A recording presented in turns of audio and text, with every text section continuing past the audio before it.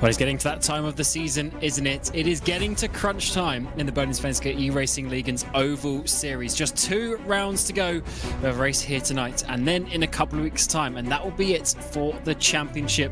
So as ever, things are hotting up towards the front. Just a couple of weeks ago, we had a double header at Iowa that quite frankly shook open this championship. There was a lot of points on offer, 1/4 of the season happening in one evening, and there was a lot of carnage out there on the circuit. The reigning champion Jesper Eriksson got penalised a total of 4 times. He's now way behind in the championship. Here's where we've been so far this year. We started way back in September, and as you'll see, our heavily reduced schedule, so we're having 2 shorter seasons this time around. So for season 8, we started at Daytona, we went to Chicagoland, Charlotte, Phoenix in Arizona, and then we had the double header at Iowa for rounds basically 5 and 6. Then we go to Pocono this time, and in a couple of weeks we will end the season at Las Vegas. So it's a shorter one this time, and we also have a drop score coming into effect. No playoffs or anything like that, just a normal championship with a drop score. And after the carnage that we saw last time out at Iowa, I mean, I guess, it's to be expected at the short track and a lot of points up for grabs. But what we saw was a shake-up in the championship as well. So far, it was Polski Logistics, and they won all 4 of the opening races with their 4 different drivers. We then go to Iowa, and we see some different drivers winning up towards the front, namely Peter Helmbro winning the first race, and then Jonas Gunnarsson winning the second. And that has now left us with Alex Aronson leading the way. He's now quite away, 14 points ahead of Linus Broström. Helmbro's in 3rd, Gunnarsson 4th, and Tony Uvinen continuing his very strong season up in 5th position. Jesper is there down in 8th, and even with the drop scores and all sorts, he's still quite a way off. A lot of ground to make up here in the final 2 rounds of the season. It's certainly going to be a lot of fun. We're at Pocono, the tricky triangle, and it's not going to be easy at all. All the the slipstream and the bump drafting and everything that is going to be happening out there on the track. But here is the grid for today's race. Jesper Eriksson is on the pole with Linus Broström alongside him. Then we have Fredriksson, Gunnarsson, Lindhoff and Peter Helmbro rounding out your top 3 racers. Simrace Sweden and another one on that inside line. So Dan Holmer is going to be pushing a 4-car train. He's got Kenneth Tier, your race winner from round number 1, alongside him. Oliver Wallen and Alex Aronson round out your top 10 with Fagerberg and Gantz inside your front 6 rows. Uvinen, Schott, Kjellberg, Eriksson, Skoglund and Jo Wallen are inside the top 18. Lars Bulker, then Robert Erling, Forsberg, Motin, Broström, and of course Löwen inside your top 24. And in the final driver on the grid, it's going to be Robert Carlson in the 695 machine, taking us from the back. But it's certainly a tricky one out there, Ewan.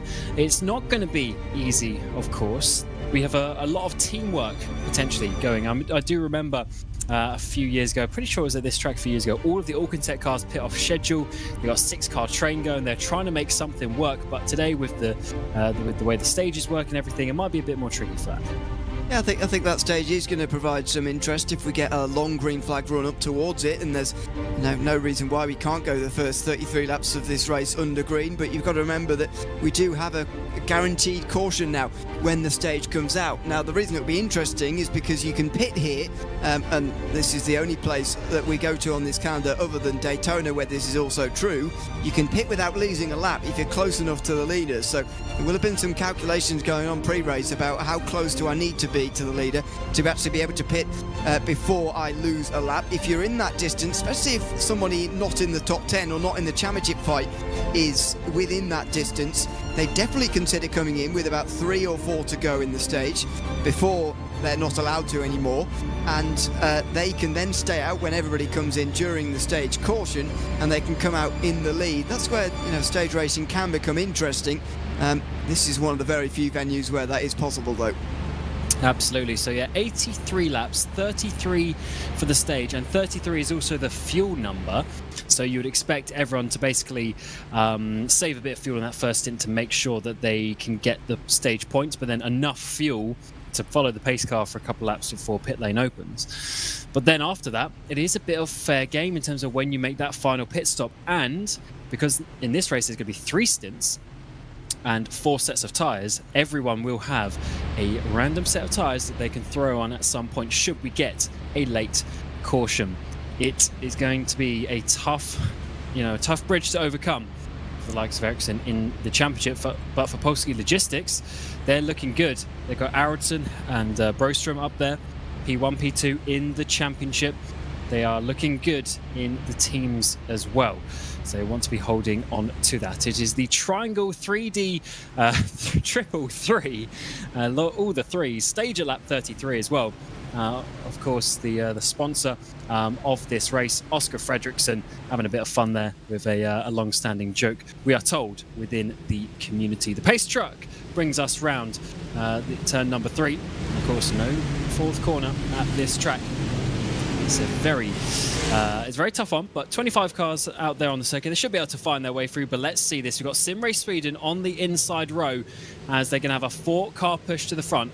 Jesper Eriksson is going to be taking us from the pole, as we've seen many times before, and we get going once again. It is round 7 of the Svenska Eracingligan's Oval Series, and it's a great jump from the 37 against the Triangel-3D triple three underway at the front. He's going to pull over to the right-hand side in towards turn number 1 to try and block off on that outside line, but he's holding strong. His team are looking pretty good in behind, holding that inside line. Very nearly 4 wide in the mid-pack there. They get it sorted out of turn 1 though, and Jesper Eriksson giving up a big draft to the rest of this field. It's a very long way round here, 2.5 miles round here, or 4 kilometres if you prefer. Same length as Daytona International Speedway, the oval as well. So it's a pretty long way around here. Turn 2, unusual turn as well. And Broström didn't get it quite right. Here comes Fredriksson. He's not going to get the chance to though. There's a caution on the back straight and lots of cars involved. Yes, in the end, that is going to bring out first caution of the day. Looks like Oscar Motin is one of the drivers involved there. A few others dropping down towards the back. We'll have to get a replay of that one. We're 3 wide for a moment. Eriksson's going to get turned into the wall. I think Motin must be the car in the middle. Can't see the 3rd car that's up against a barrier. Oh, it's a 162 entry. That's Kjellberg.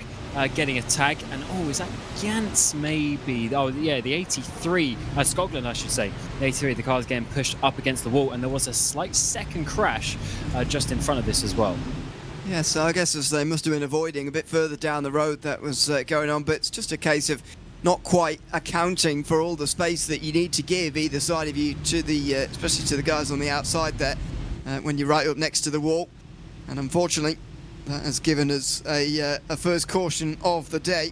It's definitely going to put us in the window now where everybody can make it on fuel, although that was pretty much confirmed anyway. We definitely know that it's confirmed now. And again, these cautions are going to be quite long round here, so a lot of time to think about what you're going to do in terms of pit strategy, but these leaders especially are going to hope to get the early laps ticked off pretty quickly. They don't want to be interrupted too much, but for the leaders it was quite a clean start, thankfully, first time around, and that will be pleasing to them, but this early stoppage will be a bit of an inconvenience. Yes, it certainly will. You always want to get the race going. We did have a period, Jim, where we'd always get these long green flag runs, I guess last season, but it's been a little bit more stop-starty this year, although we generally, when we see that first caution, it is always going to be on that first lap. Yeah, that is true, and to be fair, let's not try and rewrite history about last season. We did see early cautions. The thing that's been different to this season is that we afterwards got a long green flag run. So you remember, it started right at the very first race of the season. I think we did the last 103 laps of the opener last season, last August, without a single caution at Fontana, if I remember correctly. And that was pretty unusual, but it wasn't the only time we saw it that season. It happened time and time again. Other than on some of the shorter tracks, obviously, where we had some more cautions like Bristol and New Hampshire and so on. But and Iowa as well, like what we had 2 weeks ago. But that's been the difference really this season. Sometimes it has just continued on, and especially the first race 2 weeks ago was one of the most caution-filled races I've ever seen in this series. I lost count of how many there were in the end, but we very rarely got any sort of run together. Yeah, there quite frankly was not a run. Yeah, it just kept on going. We never even got going. So we had 9 cautions in the first race, 6 in the second. But it's just the fact that with the race never really. It was a couple of laps at a time, basically, in green flag, and then we just got out another caution. And talking of cautions, this time around we had Oliver Bohlin come down pit road. He's taking a very long stop, actually. So has he got some damage that we didn't quite see, even though he was up towards the front? Maybe he had some damage he's trying to repair. Interesting one, but either way, he's going to be dropping back to the end of the line, assuming that he gets out in time. No one else seemingly went through that time. Yeah, only meatball has gone to Jonas Skoglund, who was in the 83. He commented on the high side there, and is going to have to spend quite a long time repairing. Looks like Matthias Kjellberg and Christian Löwen have got quite big damage because, well, Robert Eriksson has been trying to do the whole, pit for as long as you can while you can stay on the lead lap sort of trick. He's been able to come back out again because he hasn't got a meatball flag next to his name, whereas Skoglund has. And I suspect Bohlin will be doing the same, but it is a bit unusual. Didn't see him get caught up in anything really on that opening lap, but he must have been involved somewhere because he has some damage to repair. Now, we just watch him at the end of the pit lane here. Does he just try and sneak out in front of the pace truck here and stay on the lead lap? I'd imagine so. Or is he going to just accept? No, he will just sneak out in front. But he, got a good 1:40 there, so that should be a lot of the damage cleared. Yes, that is a benefit of having a nice long track here, and I wonder, Ewan, if and get some other different tracks, if drivers would change it differently. Basically, if they had a slightly longer or shorter pit stop time. Of course, with the longer tracks like this, you can basically stay in the pit lane all that time, get all that damage repairs. Whereas if it was a shorter track, he'd be a bit screwed in that way. So he's actually pretty lucky that he's able to get through. Hopefully we can see him in, because he is obviously a race winner this season. He did miss the doubleheader at Iowa, so in terms of the drop rounds, he's basically lost one whole round. One of them would have gone anyway, and he's lost the second one compared to everyone else. So it's not ideal for him in terms of that championship.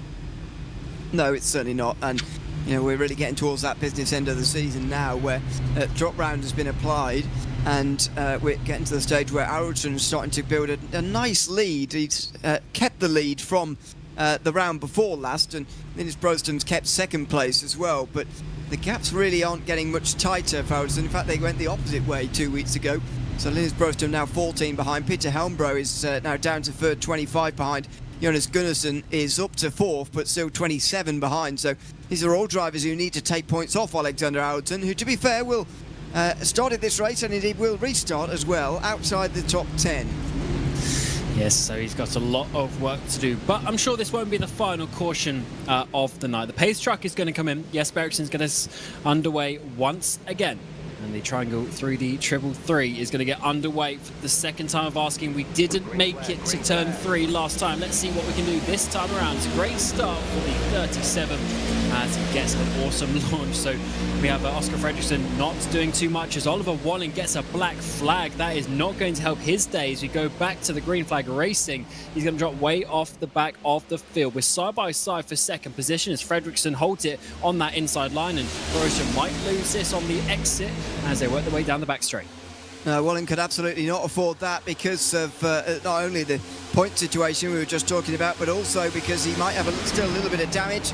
He can't afford to have that drive-through penalty, although it won't send him immediately a lap down like it does at some other places. Through turn 2 for the first time cleanly, will it be?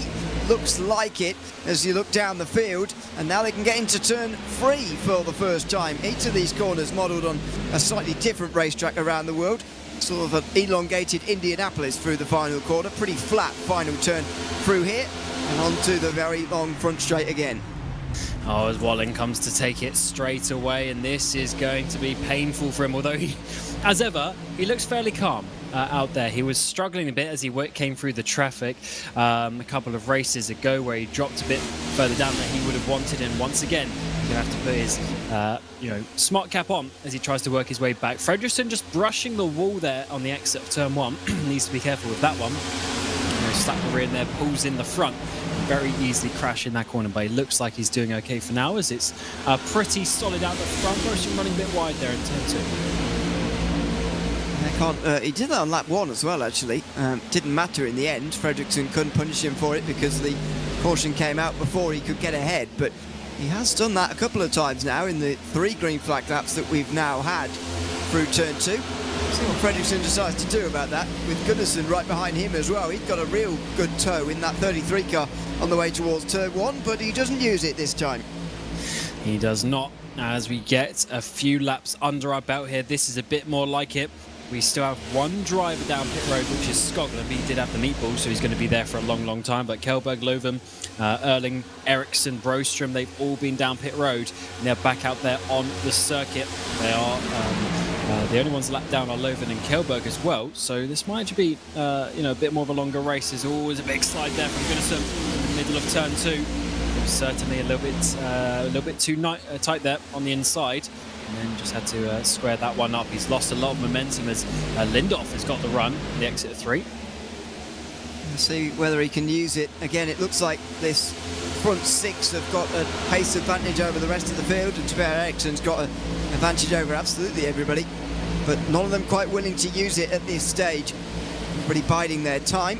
Tyre drop-off not expected to be massive around here. 1 second to a second and a half over the course of 33 laps. And with, such a long way to go until that stage and no pit stops expected, you do really have to bide your time. Oh, spin out of Twan. Yes, that might be Motin going around in the background, and the caution comes out. Second caution of the day. We're going to have to see if was there some contact or was that all on his own on the exit of turn 1. That car, is he just wiggling as he tries to get up to speed? I think he might be okay in the end. But of course, spinning around brings the caution back out. I was looking at what happened last year. Actually, we'll get to that in a minute. Yeah, he was just running wide, had a big wiggle, and then just wasn't able to save it from that point. Did he brush the ball? Yes, he did on the front, but it was a bit more sideways, so he might be okay with that one. It was actually a big wiggle in the end from that onboard. Slid sideways for a long time, so his tyres are going to be done. And actually a fairly decent hit, so he should be okay. Not going to be terrible, but still would have been avoidable. And I was having a look at last year. We had 86 lap race, Ewan, and 9 cautions. So to have a couple already inside the first 10 laps, I guess that makes sense. Yeah, it does, unfortunately. 9 cautions over 86 laps doesn't quite fit into an even number quite, but it's certainly a caution every less than 10 laps, which we're seeing currently in this one as well. I guess to this scale, it'll probably be 8 for this distance, but yeah, and we're well on course for that at the moment. And it is a little bit of a shame. We do want to see some longer green flag runs, but and that especially when it's got a single car incident. I sometimes look at that and think, it's just completely avoidable, really. You just got to be a bit more patient on the throttle coming off of turn 1. And I know that's easier said than done, much easier said than done, in fact. But it's part of the game around here in these cars, and unfortunately, that's just a solo error that brings out our second caution of the day, and just will restack the field again. But I'd imagine it won't change very much in the top 6, to be honest. They seem very content with where they were, and they seem like the fastest 6 in this race. The only concern, I guess, for the race is that the championship leader's not among them, and he doesn't seem to be among the quickest drivers in this field. Yes, definitely not this time. Ericsson finished 19th, 8 laps down here last year, and he did say to us in the interview in Iowa that he wasn't necessarily looking forward to this circuit. Oliver Bohlin won last year, and it must have been a late caution because the gaps are very, very close at the end. He won by a quarter of a second from Jesper Eriksson. Bohlin did lead over 50 laps that day, so yeah, he definitely had the speed compared to everyone. What are we going to get this time around? We had a penalty from Jesper, 2 penalties from Jesper last year as well. So he got some bonus points, but then lost them in some penalties. So he needs to be careful not to have too much of a rough and tumble, as he is needing to come back in the championship. He's looking, as you say, he's looking very strong today. I think if we get a long green flag run, 20, 30 laps, he's just going to pull away. Yeah, we do see these races sometimes from Jesper Eriksson, where he just gets out front and absolutely monsters the field and wins by a long way. See, races can be unusual sometimes, and we can get surprise winners, but at the moment it is very, very hard to look past him on the evidence of the first 10 laps. That was Robert Eriksson, by the way, getting his lap back again. So he did a bit of a stop previously to try and repair enough damage. Christian Lovén and Matthias Kjellberg, the only other drivers who are currently 1 lap down. Everybody else who's had damage through this race has just been trying to be smart about how they actually manage that pit stop and manage that damage, trying to get rid of it while also not falling too far behind. Unfortunately, Jonas Skoglund, the only one without control over that. He's still clearing his meatball, and he's 7 laps down now. Absolutely. And I was just, we were talking before, about the race laps being quite a bit less than we were expecting. Maybe somewhere like Daytona we saw earlier. But last year, with all those cautions, we were over 2 hours in the race because of the timings. I guess with that one, so definitely shows you that when you get the cautions, it does slow the proceedings down. I guess that's also why we get that rough lap count. I think you've just jogged my memory. This was a race that finished under caution last season, I'm pretty sure. That's why the time gaps are so close, because it's one of the very few races that finished under caution, but also explain why it goes up to 2 hours, because it doesn't normally, when we go under green, the race would finish before then, but the timer ticked on past the normal time because the caution was finishing. You have to wait an age to actually see the checkered flag when you end up ending with a caution. So yeah, that's why the time gaps are so close last season. I think this was supposed to be an 83 lap race last season as well, but it ran on a bit longer. That does make sense. That does rejog the memory as well. So well planned out from Linus, because we were wondering why the lap count was a bit less than what it potentially could be in terms of the average speed around here. But nevertheless, we lined back up side by side. We got a few laps under our belt last time. Let's see what we can do this time around. It's going to be a reset as ever for these drivers, but to be honest, they are used to it in this series. We do get a handful of cautions most races, and the front row is going to be the exact same. In fact, the top 5 even are in their same positions. It's just Holmer who was able to jump Helmbro for 6th and 7th positions at the back. Lap 11 completed, lap 12 about to come on. And the 37 of Ericsson, Simray Sweden, will be taking us back to the green flag. And in a bit of a must-win situation, we do have the drop rounds, which is going to help him for sure. Getting rid of one bad result, but he's going to need some good ones as well. Aronson is struggling, down in 11th position in a track that he does not like, but Linus Broström is up there in 2nd place. The championship contenders are there towards the front. Even Tony Uvenham is up there with another top 10, as he would have wanted. Pace truck is going to come in. For the 3rd time of asking, we are going to be going under green flag racing once again. The Triangel-3D Triple 3 is going to get underway, and once again Ericsson is going to get a decent start. It's a bit better from Fredriksson. He's got a push from his teammate Lindoff on that inside line, but to the outside it is going to be a push. Gunnarsson onto the back of Broström, but Broström has a lot slower start than we saw last time. It's going to be easy into 2nd place, although he sends it around the outside of turn 1. For a moment we're 3 wide with Lindoff on the inside. They have to back out to that one, but Broström very heavy on the throttle mid-corner. He's actually going to hold on to 2nd. Yeah, super speedway start there almost, costing Linus Broström 2nd place, but Oscar Fredriksson still couldn't get it done, and I get the feeling he's not desperate to get it done at this moment, because otherwise he might have pushed a bit harder for it. Lindoff does want to get past Gunnarsson though, and they were both playing a bit of a high-stakes for chicken towards turn 2 there, with Lindoff sort of poking the nose. You either want to commit to that or not at all. Very nearly clipped the 33 and sent him around, but he just pulled out in time there through turn 2. And the top 6 remain pretty much as they were before the previous caution. Some drivers moving around a bit. Aronson's already made up a couple of places. That's 8th position, so Helmbro's gone back actually quite a bit. Unfortunately, he's dropped off Uvenham and Aronson on that restart, and Helmbro's actually up the inside there of Aronson as we work away through T1, trying to get the run on the inside. It's going to be a slipstream behind Uvenham for the pair of them, and Aronson blocks it off to the left-hand side on the back straight as well, so keeps that position of P8. So it's a big fight here in the middle of the field. There's Forsberg in the orange machine, sending it down the inside. That's 14th position. He's got Oliver Bohlin just in behind in the red and white Polski Logistics entry. That's an important position for Bohlin as he wants to try and work his way up, but Schott is going to get him on the inside of the final corner too. Yeah, Bohlin could spend a lot of this race stuck in traffic, and I still think at last caution he was coming in to repair damage. 23 seconds his previous stop though, 25 sorry, and that suggests that he wasn't in there for all the time he could have been, because he didn't need to be, and he's repaired his car fully, so he can get on the charge now, but he's back in the pack, and I think we've already seen a little bit at the front of the field of evidence that it could be quite hard to overtake, so we'll see whether Bohlin experiences that as well. I don't know about that in terms of how far he's going to be able to work his way up, but he's doing it. He gets Fagerberg this time, and he's just going to have to do it one by one. He's got plenty of laps, though, for him to be able to do that. It's not like it's a short little sprint race. There's a big slide there from the 101 of Hogan Shop. Doesn't keep it out of the barrier, just brushes up against it with the right-hand side of his track. With 3 wide, Oscar Moten up the inside in towards that final corner, trying to get a double move.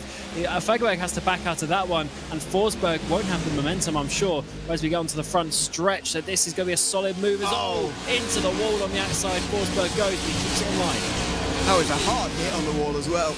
A complete misjudgment as the car got tied out of 3 and hit the outside wall very, very hard.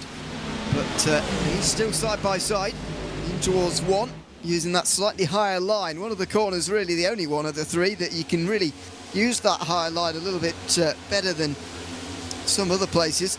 Moten has to tuck back into line with Elliot Fagerberg and also Robert Erling in there as well. Change for second place finally as well, by the way, as Fredriksson finally gets past Linus Broström, or sort of.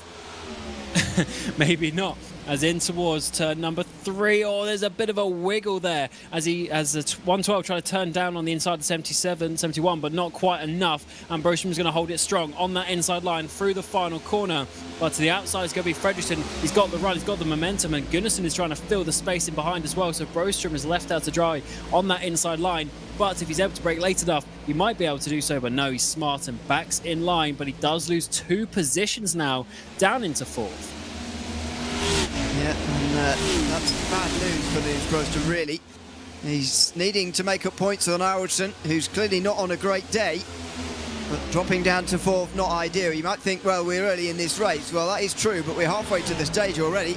And those stage points are going to be ever so crucial with such a small gap between the 2 of them. It's likely going to come down to those single points that Broström has just lost a couple of here, and Arvidsson just gained a couple of on that restart, up to 8th place on the opening lap of the restart, and he's stayed there since. And what a breakaway at the front it is from Jesper Eriksson. Look at this long train of cars that are in behind, as it's really the top 10 or so that are keeping in check. Even Oliver Wallen's actually on the very back of this battle, so he's done well to get through that midfield and stay just on the back of this lead train. That seems to be not splitting up just yet. It's going to be a long day to work his way through that. Look at that. There's just a huge gap, 1.5 seconds for Eriksson in just 5 or so laps since this restart. Yeah, it's a remarkable advantage, and some would say a little bit unnecessary. Just hold back for a moment and save the tyres a little bit. If there's a late caution before the stage, you won't want to be hung out to dry on really old tyres, because you won't want to necessarily come in unless it's really close to the end of the stage. So it's going to be very interesting to see how Eriksson tempers that at the front of the field here, and that saves those tyres over the next few moments. But it's clear he's broken the slipstream now. He is clear and away, but unusually, this is one of the few occasions we've seen him do that this season. Yeah, he's not quite been on it in the same way. I can't remember who it was, but a couple of drivers saying that they did prefer the Xfinity car to the next gen. I don't know if it was him that was saying it, but because of course he ended up winning the championship in the Xfinity car and not in the next gen. It was Michael Hafliderson a couple of years ago, winning it when we previously used this car. So definitely an interesting one there, but he's looking very strong out towards the front this time around. I mean, that year he still won the regular season, just couldn't quite play it off when we got to the all-important finals. There's Arvidsson. He's had an issue, the 24. Has he gone into the wall on the exit of 2? And even if he did, was that on his own, or was he forced to go there? Well, mate, that part remains a mystery for the moment, but he's definitely been in the wall. Through turn 2. He gets driven. He gets driven into by Helmbro. Now, I'm not sure Arvidsson actually entered on the right line there anyway. Let's see from onboard from Helmbro, see if we can try and figure that out. But the actual contact with the wall is instigated by one of his championship rivals. Don't forget, Helmbro only starts the day 25 points back. Yes, indeed. Helmbro, dark horse for his championship in 3rd position, and he's having a strong season. But that probably allowed him some form of penalty. Although, let's see whether 24 was actually going to be deep. It was going in way too deep, to be fair. The door opened up, then the 77 dived it in a bit too hard and sent him off into the wall. So that actually might be an interesting one, but it's so difficult to judge there, Ewan. I mean, you have such a long straight, so fast, and you got to actually brake on this track.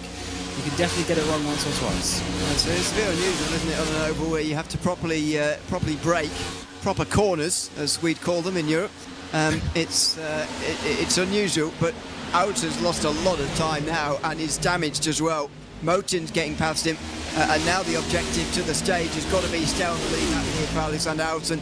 He can't afford to have anything else like that. I mean, I really don't know which way that one's going to be called in the end here, because Outen definitely makes the mistake. He's not comfortable around this circuit. I think that much has been very clear so far. And that replay there was pretty much all you needed to see, as far as, never mind the rest of the race, as far as his uncomfortableness with this circuit. But also, in the same vein, Helmbro misjudged that, and it did have serious consequences for the 24 cars. So be interesting to see what they decide to do about that.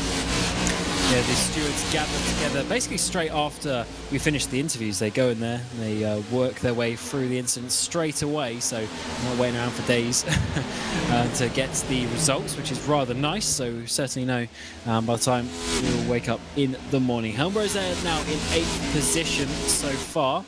As we mentioned, 3rd place in the standings. So that is behind Aronson, who you just sent into the wall. And then also Broström up in 4th place. And the reason why Broström is there is because he's having a bit of a ding-dong as well. I think Lindorf was working his way through at one point, but now we are staying in that current position of 4th. Stage is at lap 33. An extra 10 points for the leader, down to 1 point for 10th position, which is currently held by Joel Bohlin. And that is actually going to be a tough one, because I think it's the top 12 in this battle, so 2 drivers are going to miss out on stage points. Yeah, quite possibly. Oh, Broström. Where's Broström gone? Has he had an incident, or is he just disconnected? Oh, he's back again. Goodness me. And he's side by side with Henrik Lindorf as well. There's been a real battle between these two in the last couple of moments. And Broström's internet trouble there's not going to help. Here comes Dan Holmer as well on the outside of Broström, who's not got the momentum with him at the moment. Now that must be so off-putting. It looks like he did hold the left-hand line, knowing that at some point he would reconnect, didn't want to cause any problems, so that was smart behaviour, but, as you say, lost that momentum, and is now just dropped another couple of places, so Holmer, Lindorf getting through, and now Broström is very soon going to have his teammate Bohlin behind him. Remember, Broström was on the front row, and Bohlin was down pit road serving 2 odd minutes of damage repairs at one point. Yeah, that's how quickly things can change here. And it should give heart, I think, to Alexander Aronson, because he's clearly going to have some damage to repair fairly seriously in about 10 laps' time. But, you know, despite the fact he's 13.5 seconds off the lead right now, there's no reason why he can't be in the top 10 by the end of the day, and he might need to be. The other bit of heart he can take, of course, is that Broström and Helmbro are only 6th and 8th, which is 5 and 3 points, respectively, on the stage. Gunnarsson would get 8, to be fair, for 3rd, but that would only get him to within 20 points of Aronson at the moment, and perhaps even overtake Helmbro. It would indeed get him to overtake Helmbro at this stage in the season. So Aronson's got to just keep his head down and you know, focus on getting that damage repaired now through the cautions. And just stay on the lead lap if he can. This race is all about damage limitation before the final one in 2 weeks' time. Yeah, absolutely. Keep yourself in check in the championship. You don't want to be giving yourself too much to do at the final race, because, you know, it's basically, you know, a point per position, etc. So if you leave yourself 10 points short, that's a lot of drivers that you have to get inside your team, inside your rival, when there's only 25 drivers out there on the circuit. So keep yourself hopefully within a handful of points, and then you never know what is going to happen. Las Vegas should be a very fun race. There's often a good race around there in the Svenska Eracingligan's Oval Series. We're currently at round 7 of the season. It's season 8, and we are looking to see if Jesper Eriksson can back up his championship that he got way back in May. But is it going to be another one? I don't know, but he's certainly leading this race by over 2 seconds. He's looking comfortable. Yep, he absolutely is. And again, he's just got to temper that for now. He doesn't need to drive out to the maximum advantage he can possibly get. We're still at the stage in the race where there could be another caution before the end of this stage, and if he's burnt through his tyres too much, then he can end up losing the stage, which is unthinkable if it stays green. But if it doesn't, that's when the danger starts to come in for him. So He's got to be wary of that. I'm not sure he really has been, because he's continuing to extend an advantage that now is grown to over 2 seconds over Oscar Fredriksson.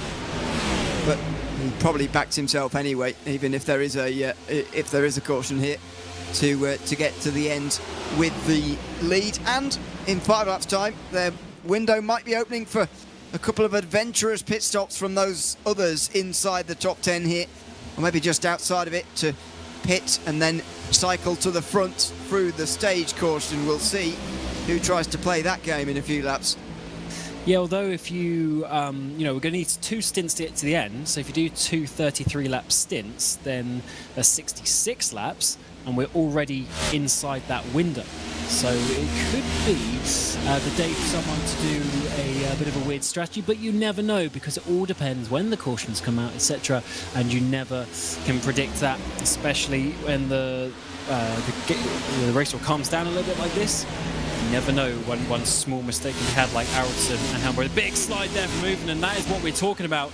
Out of nowhere, you could get a crash. This one hasn't caused a crash just yet, but Helmberg is going to get through. We're going to get Bohlin on the outside line in 72, trying to... Oh, there's contact made! Is he going to be able to save it? That's a big, big save from the 72s. Not having the day that he would have wanted. A lot of momentum lost. That's exactly what I was talking about. And out of nowhere, there could have been a caution, but somehow this time, we're staying green. Bohlin did a very good save there through turn 3. It was definitely contact with Tony Uven there. A lot of drivers seem to be suffering with the sort of loose-off condition, which is mainly down to your right foot, to be honest. And nearly disastrous consequences for Oliver Bohlin, who's just got to be wary of that rear end now, because those tyres will have had a lot of heat put through them in that big, big slide through the final turn. That is a tough one, because he's now outside of the stage points as well.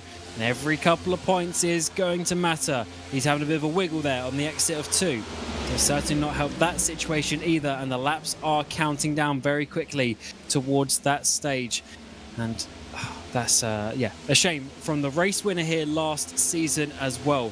And yeah, now I do remember that. He really was, it was an up-and-coming season last year for him. Put himself towards the front, and now he's going to be somewhat fighting for this championship, but he's struggled with missing those couple of rounds at Iowa. He's on the back foot, and he can't deal with another bad result today. He's already been down pit road. Yeah, everyone pretty much who's been in pit lane already so far has had some sort of trouble down the way.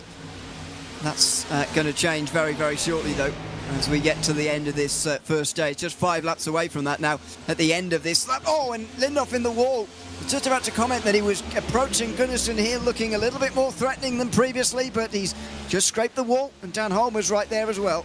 Yeah, Lindoff is looking good, and he was close to winning the IndyCar Championship this time last season. Not as much success in the ovals, but he's getting there, and he's in a very good team, Sim Race Sweden, pushing him forward. He's got his teammate Dan Holmer, who's ever a race winner in this series, one of the more experienced guys, but not able to do so this season. Let's see what they can do, working as a team to try and get through. Of course, they've got 2 of their teammates already up ahead. There's 4 Sim Race Swedens inside the top 5. And they're mobbing the front at the moment, as they so often do. And we'll see whether they can get the top prize by the end of the day. But a bit of contact with the turn 2 outside wall for Lindoff just seems to have put him off a little bit.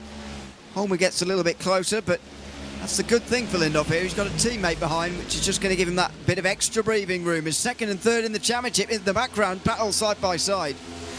As you say, important positions here, but there's Brostrom holding on to P6, and the 77 is in P7. Lap 30 comes out, so if a stage comes out now, sorry, if the caution comes out now, we end the stage under caution. So that isn't a critical one. Get in your positions, although everyone is slightly spread out as the green flag run continues. We still have 12 cars inside this top proper train, and it's currently going to be Gantz and Bohlin just missing out on some stage points. Well, 77 is looking hungry for this position. He knows the championship is up for grabs. He's already had contact with another championship rival in this corner, but not enough this time.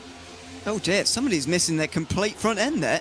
I hadn't noticed that before. How long has that been the case there? Somebody in the background there has got none of their, well, none of the bits they should have on the front of their car. Still seem to be racing at a decent speed, but try and see them out the final corner there. They're a bit further back, but anyway, maybe I'm seeing things, but that was very, very unusual to see. A little bit further down. Yeah, somebody in the pack there, that group just in behind. These two are definitely missing their entire front end. I wonder if it might be Christian Gantz, who's sort of second lap. Yeah, there it is. Is Gantz missing his front end, or is that the livery? Oh, it's the livery. Nice. Okay, he's fine. Yeah, it's very dark.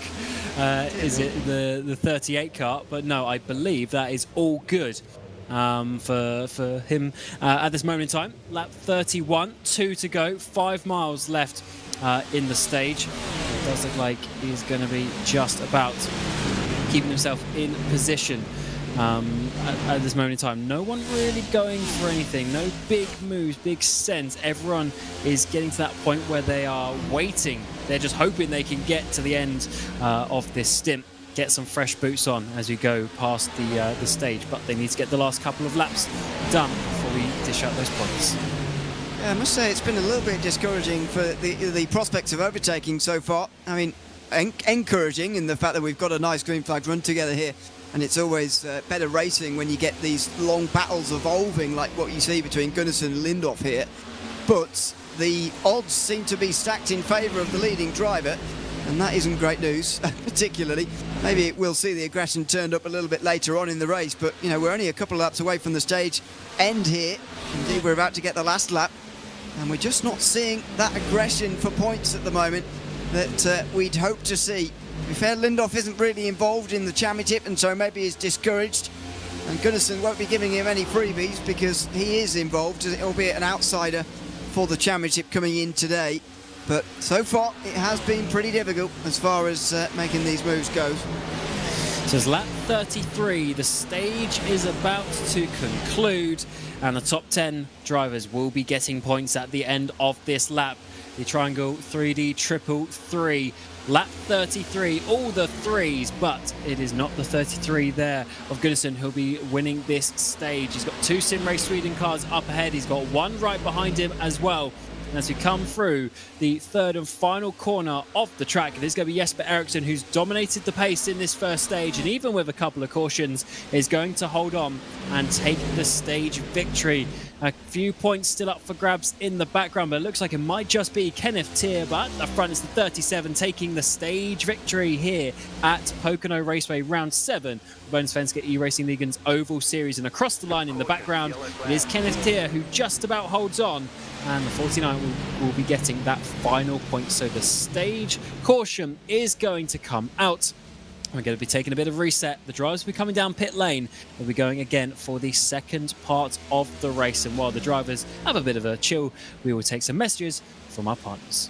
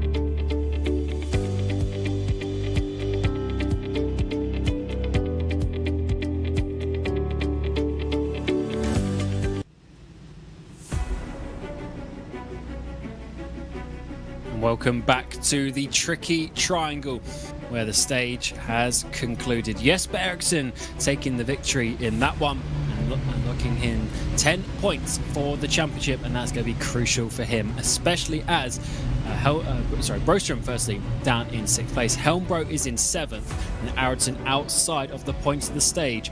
And those are his main championship rivals up ahead. And even Tony Uvinen there in P8 as well. So it's top 5 in the standings, all behind Jesper Eriksson by some way. We're going to come down pit road now. As you would expect, everyone is going to be almost empty on fuel. So we tyres and fuel being slapped on, but we will need another pit stop to get to the end of this one. It's myself, Cam Roger, Ewan O'Leary alongside me, and Hugo Louise on the production of this RaceSpotTV broadcast as we bring you round 7 of the season, and pit lane is full with everyone getting some fresh boots on. Yep, should be 4 tyres all round here. Not one of those circuits, even with a limited drop-off for 2 tyre calls, I don't think.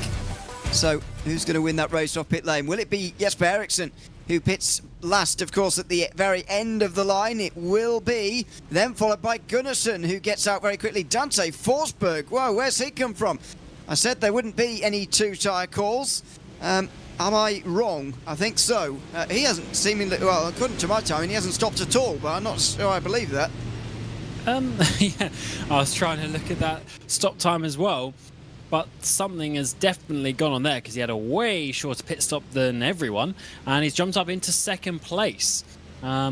He hadn't stopped already in this race, so unless he's made a mistake with his with the settings that he's chosen for the pit stop, then maybe he knows something that we don't, or maybe he's, because we don't need a full, we don't need 2 full stints to the end. Maybe he's going to do a shorter stint now.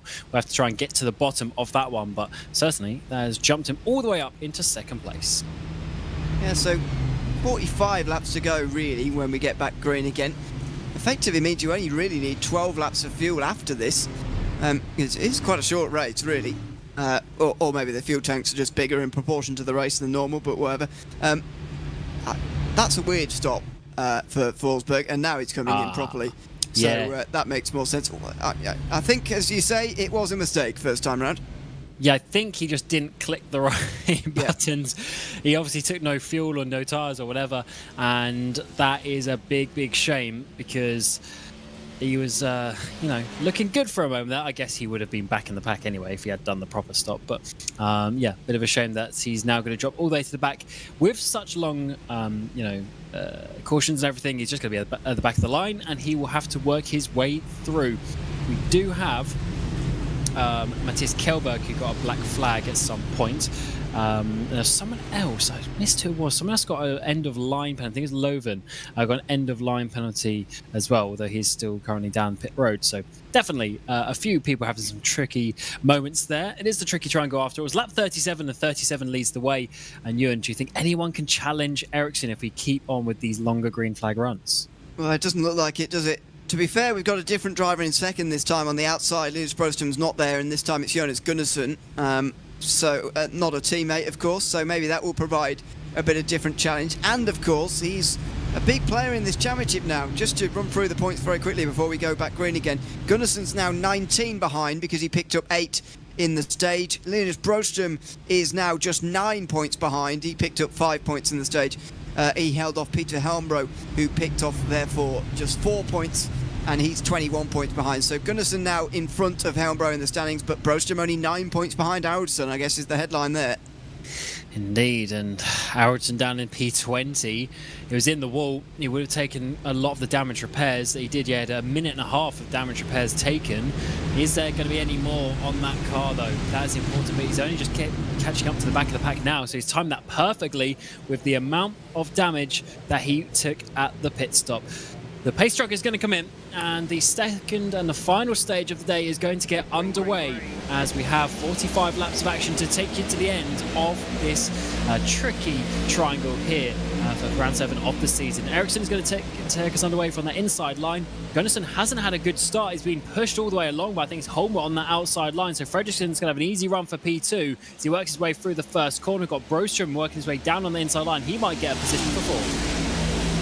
It's going to be difficult on the run, though, because Homer's on that outside line. He's in that train of cars on the outside there, helping each other with slipstream, and I think those on the inside, well, there's no one there to help Broström, so he's going to have to tuck back into line, I think, here, and he will do. I think that's Ubernen blinking around as well, which isn't helping, but an orderly start that Simrace Sweden have really controlled at the front. Orderly at the front, 3 wide in the back. Who is always 4 wide for a moment? Who is going to come out top of that? We've got Lindorf on the inside, Fagerberg in the middle. I think it's Gantz on the outside. Motin is the car just up ahead of them. Into the wall, we're going for Fagerberg, who just went out wide. That is not ideal. He's slowed himself way down as we get ourselves up to turn 1. We've got a couple of lines. They all file into single file, though, by the time we get towards the corner. Huge send down the inside from Lindorf, who lost a lot, actually, during that pit stop cycle. That hasn't worked out well for him.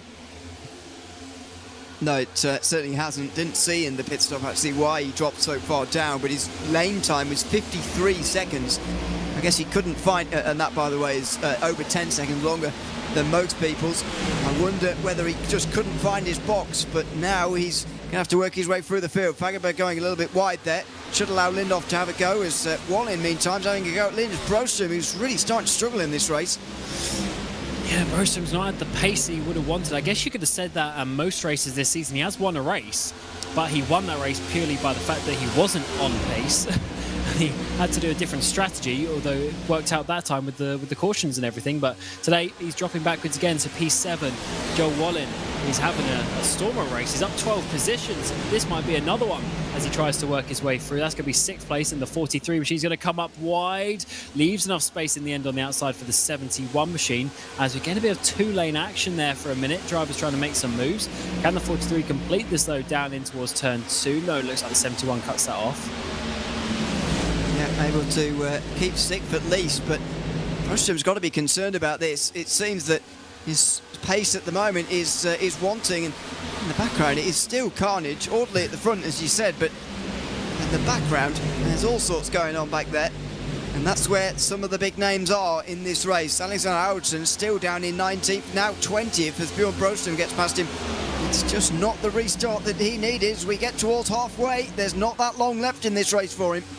And that car with a big wiggle on the exit 2 was Fagerberg, who's dropped now down to 16th place. He's just going backwards and backwards in this race. Didn't see if he was helped into that position, but he was way off the normal racing line. Here's Oliver Wallen, and he's actually still in a pretty good position. Remember, this car was down pit road, had so much damage repair, about a minute and a half of damage repair. That is even more than that, because he came in twice. It was probably about 2 minutes of damage repair that he had to do in the end.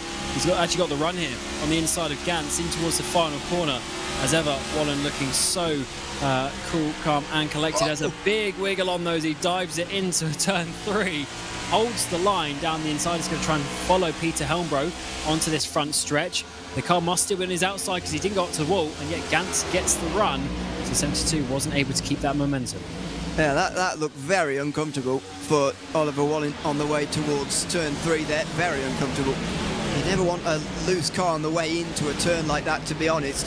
He's fighting it all the way in and couldn't get that 10th place that he will feel he is quick enough for at the moment. And Christian Gantz, who's newly into the top 10, is continuing to enjoy that place. Right behind Peter Helmbro, who's not had such a great restart either. Lots of the championship contenders not capitalising on Aronson's bad day as things stand. And add Helmbro to that list. He's under pressure from Gantz as well towards turn 3. Up in front, Kenneth Teer goes down the inside of Joel Wallen into turn 3. Certainly does. Does he slide up wide? It really pinches you on the exit here, and Wallen just about has enough room there on the outside. It's actually not so bad in the end. Has the momentum. It's not like that the outside line does eventually give you the momentum with the very long corners that we have around here. When you're on the inside line, it's so difficult. You can't quite got the power because you don't want to push up wide and go into the wall or push your competitor off into the wall, more importantly. As we're getting a bit of a green flag run here at the start of this second stage. Everyone's calmed down for this moment in time, but we'll see how long that one lasts, because Kenneth Teer is trying to work his way forward now. The 49 looks to the inside. Can't do it at turn 2. Oh, he's entered all wrong there, and he's pulled it back to a decent line, I suppose, but Helmbro's now got a decent chance at responding into turn 3. If he wants it, he doesn't, though. He'll back away on the way towards turn 3. Only 40 laps to go, and really does feel like a condensed race tonight. Maybe it isn't in reality because it's still over 300 kilometres. And as you said, it took 2 hours last year, this race.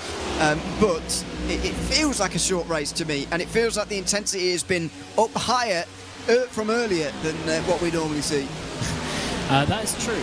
I guess in terms of the lap length, that helps, the lap count being reduced. But certainly we have seen some slightly longer races. It all depends on the amount of cautions though, because if we stay green, the average speed around here is really, really high. It's less than a minute a lap. So as you say, it will take, 75 odd minutes to do the full race. But with the cautions, we're over 2 minutes a lap. So it's basically halves the average speed out there. And that can obviously change things quite a bit. We've already had a few cautions plus the stage. But we are on lap 44 now. And with the longer green flag, the laps are counting through. Oliver Bohlin getting himself up into the top 10 in the background as he tries to work his way through Gantz. He's on the inside line, doesn't have any sort of a draft down this front stretch. Well, actually now Peter Helmbro comes to the inside to try and make his own move down the inside. That'll be on Kenneth Tier in towards the first corner. Helmbro has looked aggressive all day, trying to make a move. Oliver Bohlin doing himself a move up the inside. Yeah, and still can't break in the top 10. The outside there for Gantz should be an advantage on the exit, and he's got his nose in front again. Henrik Lindhoff showing it is possible to overtake though, because he's now appeared right at the back end of this group in 12th place, and he might try and just go with the prevailing driver from this fight in front of him right now. Outside he goes because Gantz gets a good run off of turn 2. Bohlin slides a bit, and so Lindhoff puts himself into a small gap on the outside. There's a big hit on the outside wall for Motin as well. It's a 72, bit slow on that inside line compared to the huge run on the outside from the 8. Backs out of that one though, not enough space. So this is a huge battle to try and get inside the top 10. It's not going to be easy. And as you saw in the first stint, there's a top 12 breakaway. So obviously these are the 12 fastest drivers out there on the track. And the drivers in behind are not able to hold on. We saw that with Motin smashing into the barrier on the exit turn 2. Yeah, it was pretty big contact, but we've seen certain drivers get away with it sometimes out of there. And other drivers not, of course, so far in this race. Ross Barker, by the way, has already made a pit stop here on this run, which is a bit puzzling considering we've got nearly 40 laps to go. But we're not all that far away from the drivers being able to make it to the end from one more pit stop. So you wonder when they're going to be making those green flag stops, or whether we're going to see more than 20 laps play out before they start thinking about that, because they're putting off the green flag stop and hoping they don't have to make one today. Exactly. If you wait a few more laps and there's a caution, you might as well pit under caution, of course. However, if you wait a few more laps and you stop when you're able to do so within 33 laps of the end, I guess you may have enough to get some track position, but you probably need a friend to help you as well with a little bit of a distant draft. I'm not sure if it's going to work completely on your own, but you never know, and it all depends if we stay green to the end and then a bit of an undercut works. The problem is when you go with an undercut, even though you have fresher tyres, you have more fuel in the car. So it all depends on the offset. As Oliver Bohlin has a big slide in the background. Turn 2 seems to be catching out a lot of people today. Yeah, it is. Such a tricky corner. It's unlike any other oval you'll ever see through turn 2. Sort of 90 degrees really, obviously in a curve, but it's pretty flat on the inside, but a bit steeper on the outside, and it's so unusual in so many ways. And you only go through it once every nearly minute on this racetrack, so it's not like you can practice it again and again and again, and you can get into a rhythm like you can at some short tracks. You've really got to work at it, and it's catching a few people out tonight. I think what's catching people out a little bit as well is the lack of ability to go side by side through there. Don't forget that the very first caution of the race was effectively caused by that. Well, the drivers are struggling to go through there on their own. So yeah, definitely a difficult one to go side by side, and it gets very narrow. So the track is actually quite wide, to be honest, but the exit of that corner, turn 2, just seems to be so narrow. You'd always want an extra lane or two on the outside. But I guess that is why they call it the tricky triangle, indeed, as we're coming on to another lap 49, basically another lap or two, and you might start to see drivers come down if they're expecting it to go green to the end. But to be honest, we are expecting another caution, so I think the drivers will stay out for now, try and get the track position they can, and then maybe save some fuel, so they have less fuel to take at this final stop as Helmbro runs a little bit wide there. Yeah, he's searching, I think, for different lines to try and get past Kenneth Tier now, is Peter Helmbro. He's found this period of the race, I think, quite difficult, really, as far as traffic management has been concerned. This group that was previously 6 at the front is now just 4, and it's breaking away because of this fight that we're seeing here for 5th place on backwards. And 2 of the championship contenders, Linus Brostrom and Peter Helmbro, are involved within it, and they're unable to get out of it. In fact, Helmbro is more under pressure from Gantz, actually, than he's putting onto anybody else as it stands on the way towards turn 1. Number 38 move to the inside. No, again, they stay in line, as has been the case on so many occasions so far in this run. Yes, it seems it's a tough race out there for these drivers, isn't it? And to put it as the penultimate race of the season, certainly a tough one from the organisers. One of them being Linus Brostrom, who of course does so much work behind the scenes to get everything ready for these races, let alone just the driving aspect as well. And to be fighting for this championship is not an easy position for you to put yourself in. And was that Lars Bulker? I think it was, just up ahead. So he's going to be lapped not too distant future, as Ericsson and Fredriksson will come up behind him. Ericsson not pulling away as much this time. He does have his teammate right up behind him. Let's see what Brostrom is going to do on Uvenen. This is potentially some championship points, because Uvenen 5th place in the standings coming into this race, but Brostrom having to go wide. Yeah, just lacking the impetus, really, to get through. Even we've seen in the background Christian Gantz be more aggressive, to be honest. In 10th place, he's not really got a championship to fight for here. Now, Linus may be looking at this situation thinking, well, if the race ends right now, I'll be championship leader, and that is true, but that's kind of resting on your laurels a little bit earlier than I would want to be honest, from a potential series leader. Be a 14-point swing, which will give him a 5-point lead not 14 points, 13 points rather, give him a 4-point lead heading into the final round. You know, again, even if, you know, you can pat yourself on the back for the championship lead, but that's not a very big gap at all. You'd want to pad that lead with every point you can get, and at the moment Linus is not showing he's got that real desire to make it as big as he can get it. Of course, he was probably arguing, well, there's still a very long way to go here, and potentially another 15 laps on these tyres alone. Yes, playing the longer game as ever. I don't know if there's any major rush. The only thing is, we are getting, as he's actually doing a push here on the 84, so that definitely shows us he's not looking to overtake. He wants Tony to use his pace and to try and pull away. I say that though, in towards the final corner, turn 3, it might be a look up the inside here for the 71, and he's finally made that one stick. Maybe actually pushing the 84 to force him in too deep, too fast into turn 2, and then force the mistake. But either way, he's through, and he's now leading this. I was just going to say that because he's over a second to Dan Holman now, so if he wants to challenge up ahead, he needs to bridge that gap, and this might be the start of that. Unfortunately, he's got some racy guys behind him. Yeah, he certainly has. And Brostrom moves into the top 5. I'll have to redo my calculation, by the way. It won't be. It might not even be the championship lead because Alexander Aldson's drop round so strong. But anyway, we'll worry about that again later. We'll see now what Brostrom's actual speed is. I feel like if he knew and has known for a long time that Tony Uvenen was quite a lot slower than he is, then he's kind of let this race get away from him a little bit, because even Dan Holmer in 5th is now nearly a second up the road, and Gunnarsson another 8/10 further on than that. So he's rather just let this happen to himself if indeed he believes he's quicker, and he's right that he's quicker than Uvenen, or he's just seen Tony Uvenen drop speed in the last couple of laps and decided that with 30 laps to go it is time to push on, because anybody can now stop from the and make it to the end from here. Yes, if the caution comes out, everyone will surely be coming down pit lane. If it stays green, you've got a few laps to make your decision. I just don't see anyone really doing that. Anyone who actually feels like they have some pace, I don't know. I don't think they are going to take that risk. Every now and again, someone does like to do that. I'm just not sure this time around with how this race is playing out. Everyone seems to be a little bit more conservative today. No one seemingly taking some big risks.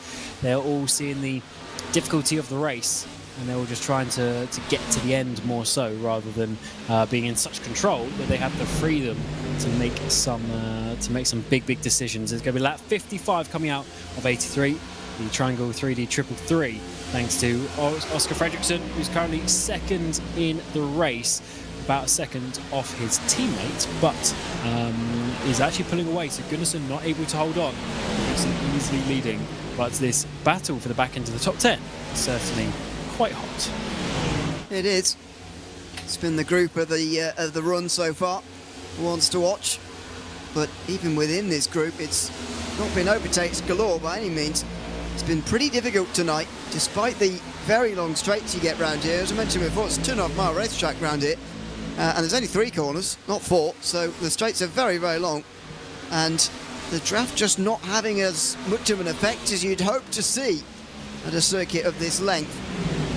The flat corners, I don't think, helping too much, but maybe it's something to do with these next-gen cars, which are, universally less popular than the Xfinity cars in iRacing, as far as I'm aware. So maybe it's all playing a role and playing into this at the moment, and maybe there's just a bit of patience.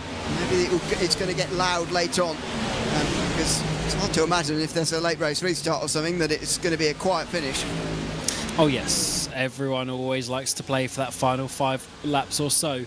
But yeah, let's see. I guess it's also to do with the fact that we haven't had any sort of green flag pit stops yet, which definitely makes a big difference. If we get green flag pit stops, there's always a difference out there on the track, but everyone's basically on the same age tyres at this point.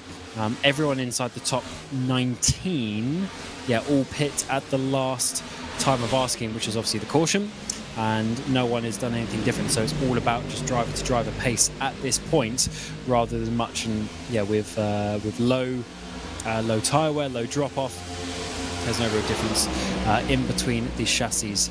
It's certainly a little bit more of a tricky race for these drivers. Someone is going into the pit lane in the background. They'll have to see that in a moment's time to work out who that was. It was Elliot Fagerberger. He's been in the wall a couple of times. Let's see what his pit stop length is going to be.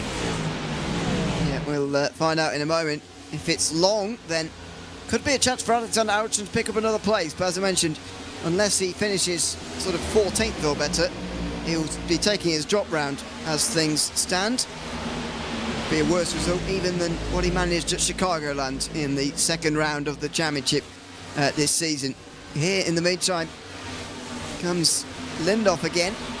Now into the top 10, and now looking to the inside of Kenneth Cheer into the final turn. He's really been the only one in this group willing to be aggressive, and he looks low. Oh, he hits him. He spins him, in fact, onto the front straight. Oh, in the 49 in the wall, we're under caution again. And that is the caution everyone's been waiting for. You just mentioned about maybe the driver Lindoff looking more aggressive than others, but this is why other people aren't doing it. It causes incidents, and unfortunately that is another caution for the day, and it will be slam dunk, everyone coming into the pit lane. Let's see this once more. I mean, Tier isn't all the way up against the wall, but the 8's maybe not leaving him enough room on the outside line. That's a big shame. If you're winning the first race of the season, led the championship therefore coming into the second round, but this time involved in that incident, the yellow flag and caution will come out, and we'll go back to the pace truck once more. It's going to be, by the time we come back in, just over 20 laps to the finish. There'll be a big push to the end on new tyres for everyone. Don't know where to over-egg this or anything, but Elliot Fagerberg is going to lead this race, I would suggest. He's just come out in front of Ericsson. I mean, only just. So he was in the pit lane as the caution came out, but he got in before, so his pit stop does count and everything. And he took 4 tyres, and so he will legitimately lead this race. And for the first time, Ericsson's going to have to restart not from first position, but as you mentioned, everybody's going to be in here. And as you pointed out earlier, this is exactly why everybody ran just a little bit longer than where they could make it to the end from. In fact, they've been able to make it for 10 laps now, but this is what they were waiting for. And they now know that they don't have to make a green flag pit stop today.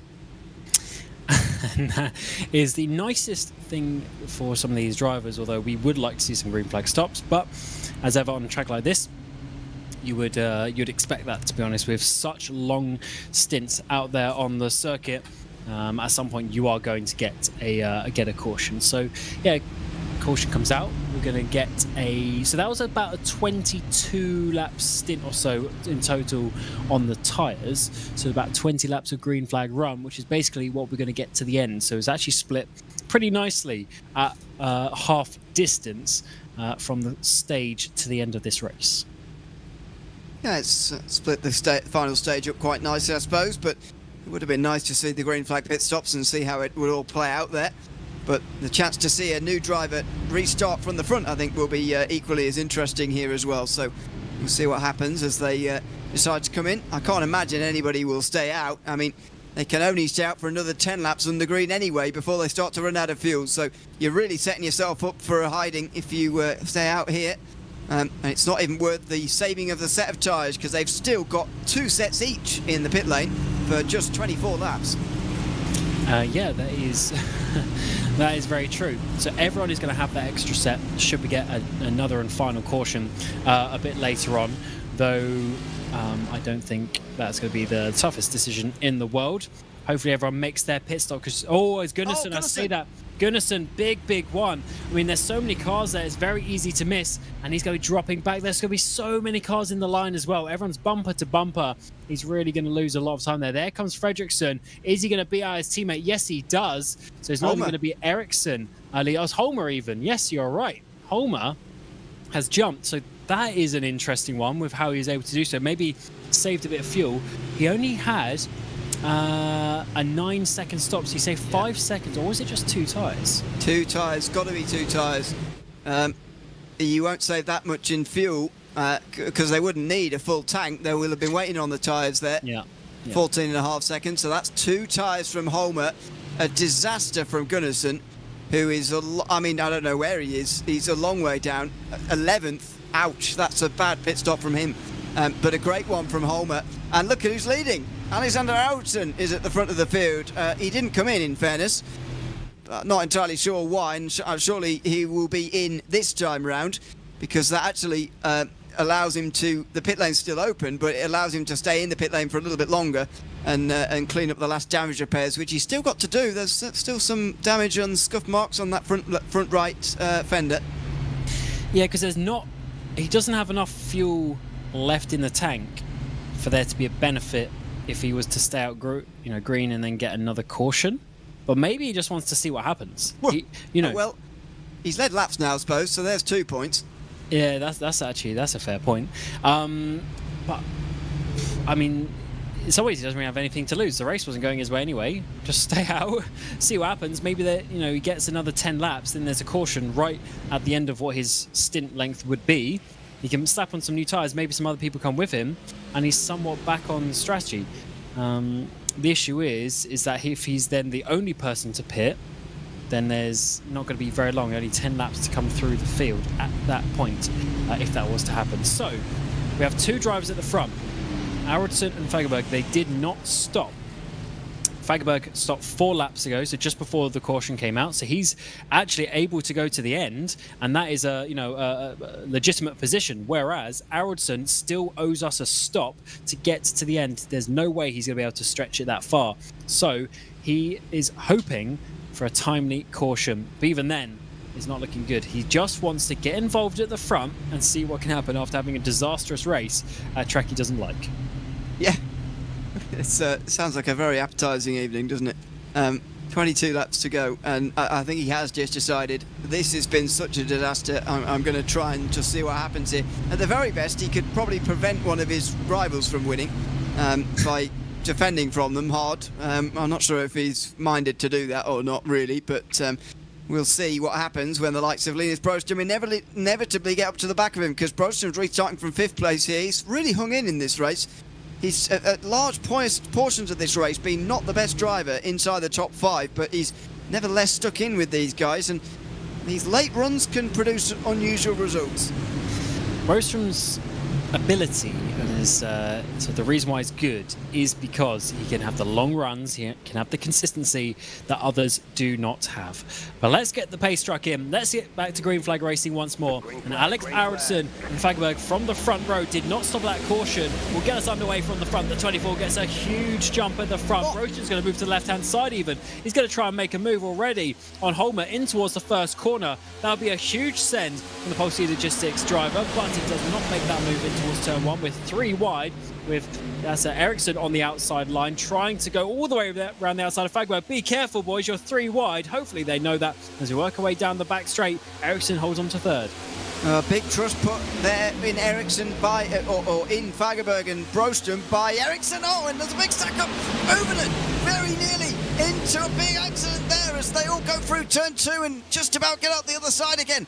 Cleanly, here comes Holmer meantime for the race lead. He's got to do this on the 2 tyres to defend from the front, although Ericsson's got to hold on to the lead with no tyres on. Yeah, that's a good reminder. Holmer 2 tyres, so he got the track position on his teammates, and the pace drop off here isn't that bad, so he might be able to hold on. But either way, they get Ericsson, who's on 26 lap old tyres, and surely we need to pit some point in the next 7 laps or so as he works his way through turn 1. He's already dropped 2 places on that opening lap, and Fagerberg is going to follow him. He's going to be a 3 wide situation once more with Fredriksson on that outside line. He needs to be careful. He almost brushes the wall. That was really, really close there. Fagerberg was being squeezed quite hard in the middle, and he's in the middle again here. Linus Broston, who was looking like he was going to dive 4 wide for the lead on the way towards turn 1, backed out of it. A little bit calmer. Oh, and Fagerberg spins into the field. Oh, he's hit the wall hard, right in front of the field, and they scatter across the road. Oh, it's a big crash on the back straight.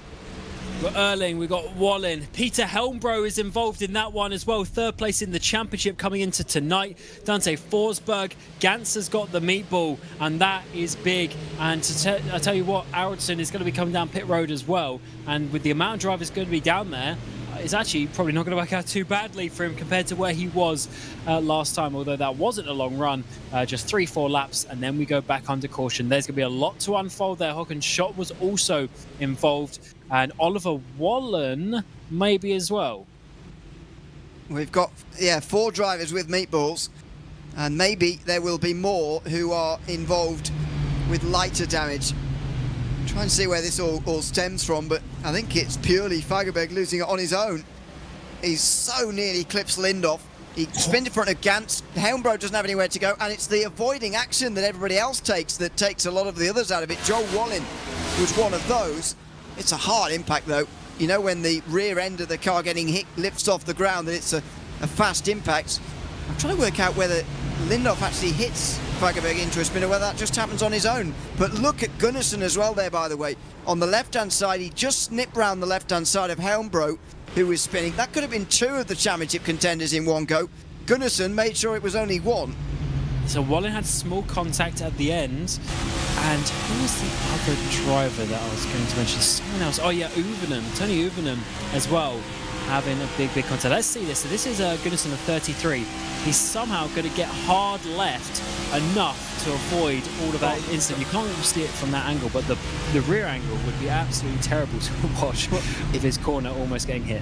It's the anticipation there. You know, that looks like it's an undramatic angle because he's seen what's coming.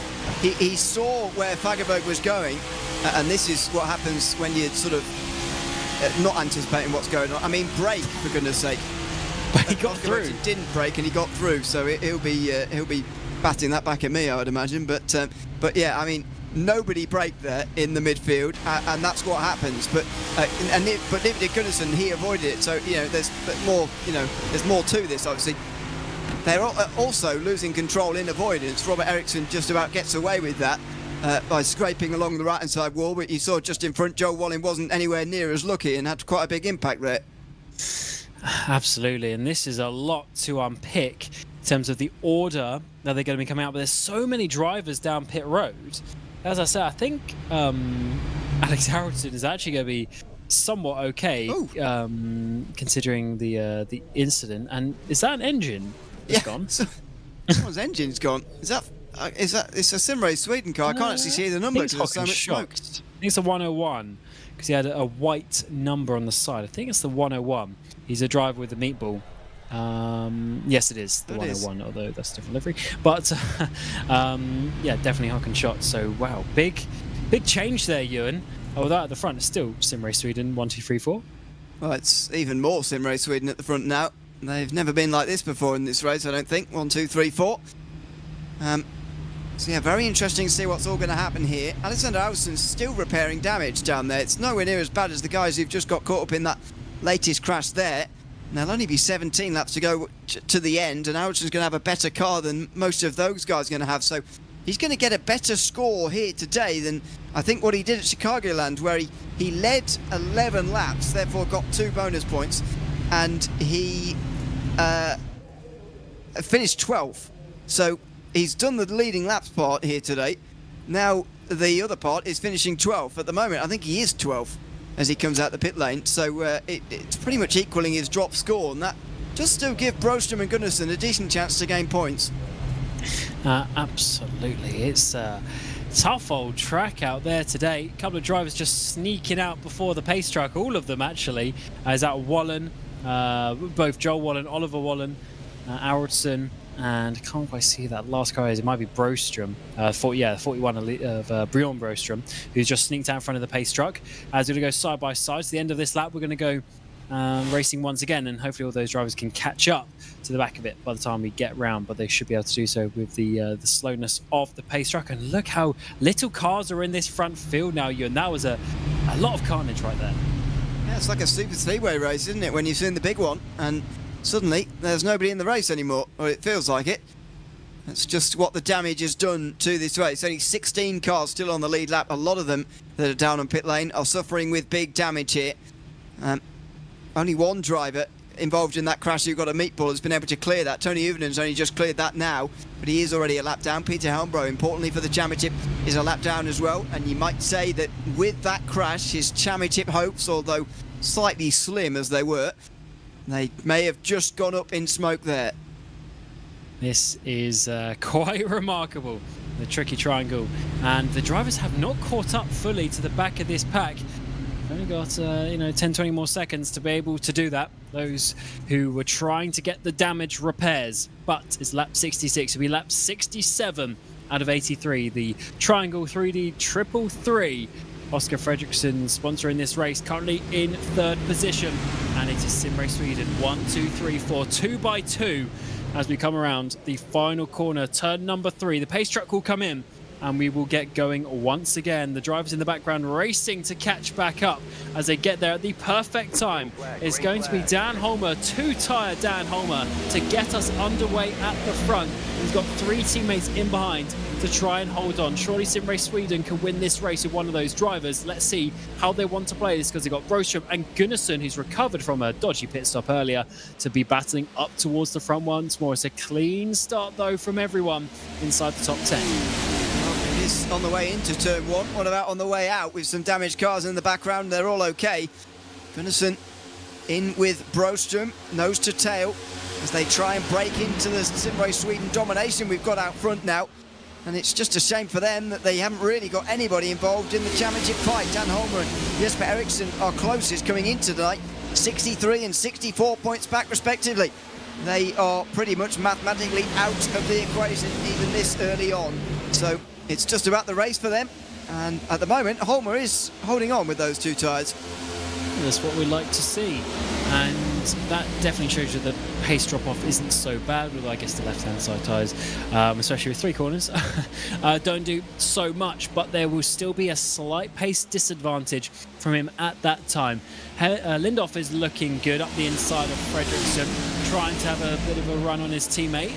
Be interesting, their discussions. I'm sure all of the drivers are in a big call right now, able to speak to each other, but Lindhoff is holding on and he wants to follow through, because Eriksson and Holmer, they're pulling away at the front, and this is slowing them down quite massively actually. So the top 2 are going to get a huge breakaway here, and they're just trying to hold up Broström maybe. Yeah, maybe, or maybe they're just fighting amongst themselves anyway, but Linus Broström certainly benefiting from this. Now he's got to drive home that advantage though, and he's got to make this 3 wide for me and try and get them both in one go. He's got for that late apex, almost road course style off of turn 3, and now he can get into the slipstream of the one who's closest here, Lindhoff. He's trying to side draft Fredriksson rather, and Broström doesn't go for it. He's got to be more aggressive in that scenario for me. Linus Brostrom had that on a plate. He could have dived to the inside and taken 2 in 1. Yes, there was a bit of risk, but you're never going to win anything by not taking any risk. Absolutely, and talking of risk, Ericsson and Holmer, how much do they want to fight? Ericsson needs points for the championship. Holmer wants to get his first race win of the season. And now we have Lindorf. Oh, contact! He's made huge contact with his teammate, Oscar Fredriksson. They've saved it between them. Fredriksson is going to go into the wall. He bounces off. He keeps it in check. Drivers are moving all to the left, and somehow we stay under green flag.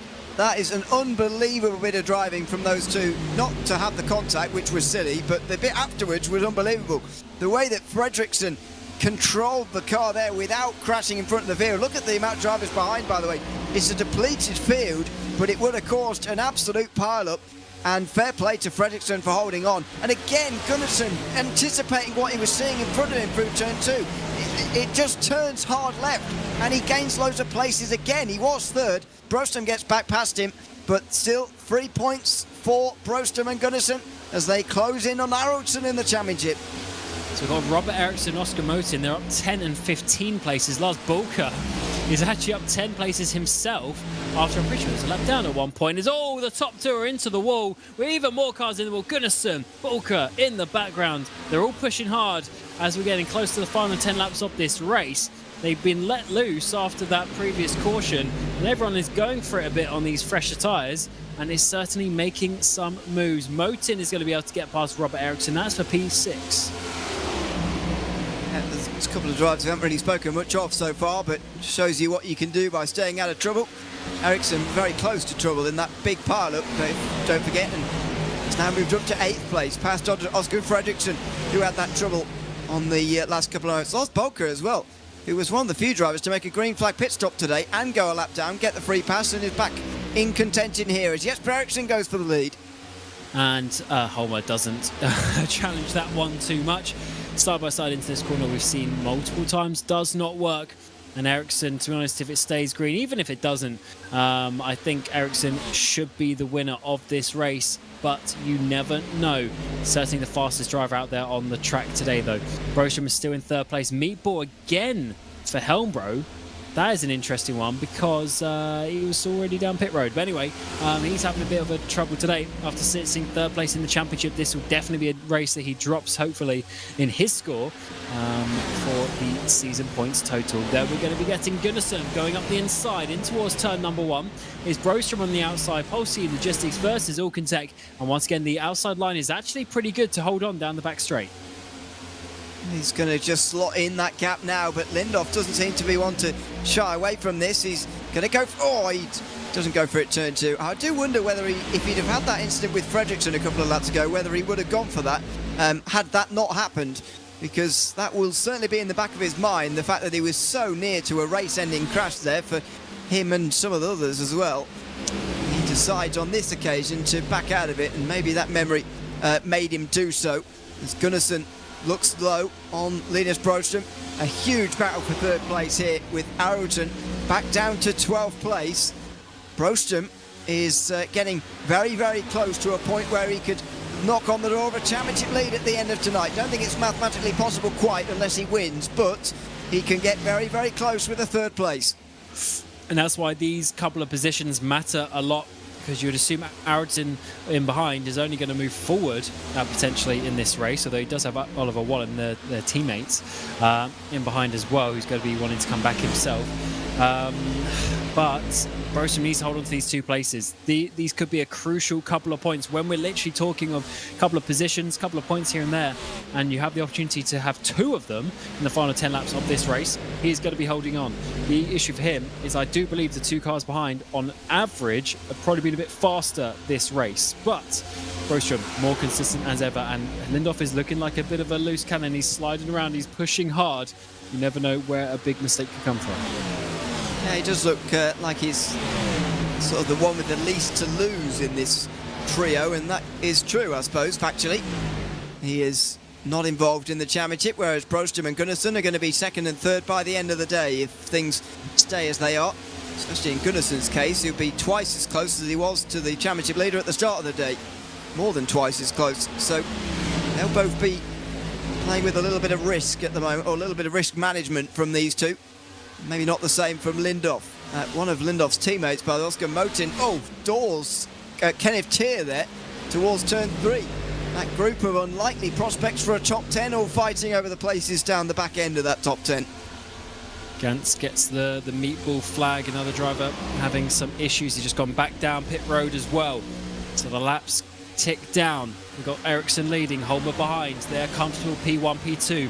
Gunnarsson not having the run on Rostrom this time round, so Rostrom holding on to this P3, but with, it actually makes the situation for Gunnarsson really difficult now that he's got Lindhoff behind. If that gap behind was completely open, he'd be chilling behind Rostrom, working out what he can do. But the issue is every time he gets close, he's going to have to think, oh, is the 8 now going to dive it down the inside? And that is a hard one to make a correct decision all the time, because sometimes you might have to attack in a form of defence. Yeah, that is a difficult place to be. It's a difficult thing to manage, and so that's probably why he's waiting here for the latter laps as well. If you go for it with less laps to go, then there's less opportunity for Lindhoff to capitalise on something that you might go a little bit wide on. But then again, if you do lose the place, there's less time for you to respond as well. So there's two schools of thought here. At the moment, he is happy to stick behind Linus Broström. And maybe again we're starting to see difficulty in overtaking. To be honest, I'd chalk the first 50 laps down to a lack of desire to overtake, but maybe it truly has been quite difficult this afternoon to make the passes, and that's why we're seeing this situation as well. Oh yeah, definitely. It's a tricky track to drive, tricky track to pass. Oh, big slide there from Broström, and that is going to be losing at least one, probably two positions. Huge momentum lost, and that just proves you, if the veteran of this league can do that, anyone can. And it's wow, it's been such a tough day for these drivers. They're just struggling to get around the track, let alone have these battles. And that is why everyone is on eggshells at this point. They really are on the absolute limit. Sometimes these cars may look fairly planted, but they will be moving that steering wheel a lot, and they'll be trying to balance that rear end. And what a tough day it's been for them.